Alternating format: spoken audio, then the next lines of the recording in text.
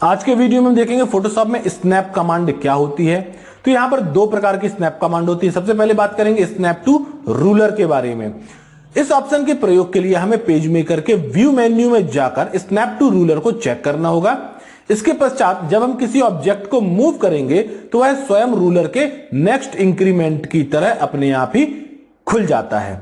और सेकेंड जो है वो है स्नैप टू गाइड। यह ऑप्शन भी व्यू मेन्यू में उपलब्ध होता है तथा इसे एक्टिव करने के लिए हमें स्नैप टू गाइड को चेक करना होगा। इसके पश्चात जब हम किसी ऑब्जेक्ट को मूव करेंगे तो वह जिस गाइड में 3 पिक्सल की दूरी पर आएगा तो ऑब्जेक्ट स्वयं को स्लाइड से अलाइन कर लेता है। किस प्रकार से प्रयोग किया जाता है स्नैप टू रूलर और स्नैप टू गाइड का, आइए इसे प्रैक्टिकल के माध्यम से समझते हैं। तो चलिए देखते हैं फोटोशॉप में स्नैप कमांड का प्रयोग किस प्रकार से किया जाता है।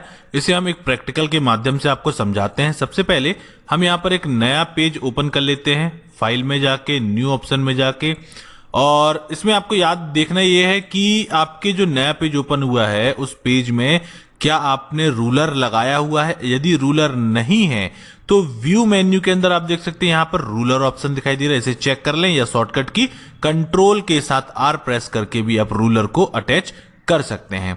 रूलर दिखाई देने लगा है। अब इसके बाद दूसरा ऑप्शन आपको दिखाई दे रहा है यहां पर उसी की जस्ट नीचे स्नैप कमांड। स्नैप कमांड को आपको चेक करके रखना होगा। जैसे ही आप यहां पर देखेंगे स्नैप कमांड अभी अनचेक है, हम इसे वापस चेक कर देते हैं। तो क्या करता है स्नैप कमांड? स्नैप कमांड के लिए जैसे हमने आपसे कहा एक प्रैक्टिकल करके हम आपको बताते हैं।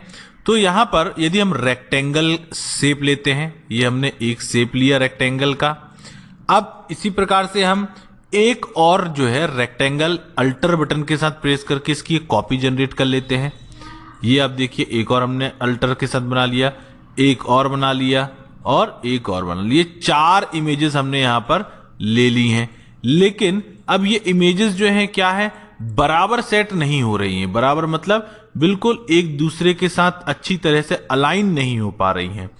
तो अब हम इसे स्नैप कमांड जैसे हमने लिया हुआ है तो इसे हम अलाइन किस प्रकार से करेंगे, आप देख सकते हैं यहां पर सबसे ऊपर रूलर के पास आपको जाना है और यहां से आप जैसे ही माउस से क्लिक करेंगे तो एक गाइडलाइन आपको यहां पर दिखाई देने लगेगी, जिसे आप कुछ इस प्रकार से सेट कर सकते हैं। इसे आप यहां पर ऊपर की तरफ कर लें, इसे नीचे की तरफ कर लें, और जो वर्टिकल वाली है उसे भी आप सेट कर सकते हैं, दोनों साइड लेफ्ट में और राइट में। तो ये चारों तरफ हमने गाइड सेट कर दिया है।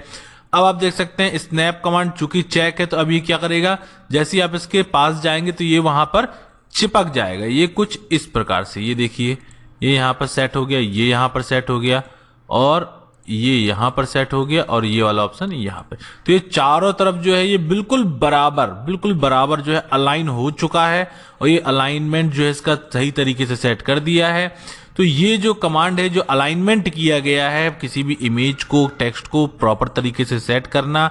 अब ये जो गाइडलाइन दिख रही है, हम चाहते हैं ये गाइडलाइन नहीं दिखाई दे तो हम यहाँ पर क्लियर गाइड कर देंगे। जैसे क्लियर गाइड किया तो ये देख सकते हैं ये गाइडलाइन जो इसकी थी वो सारी की सारी गाइडलाइन यहां से चली गई है।